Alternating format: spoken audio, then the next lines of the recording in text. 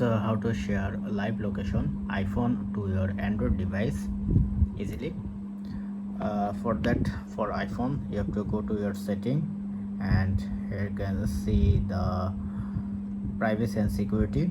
Go to location services, just enable location services and share my iPhone location. Enable this option as well.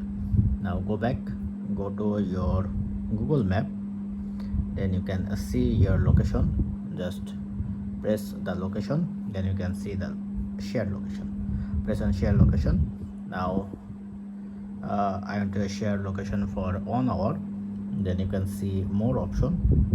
If you press on more option, then you can see lot of option: WhatsApp, email address, or messenger, or if you have any apps like Snapchat or widget, anything. For example, I have to share with my WhatsApp, then you can see, then press on send. Once you press on send, then other person easily get your message. Now if he or she press on this your link, then he or she easily track your location. So that's it. Thank you. Don't forget the thumbs up. Have a good day.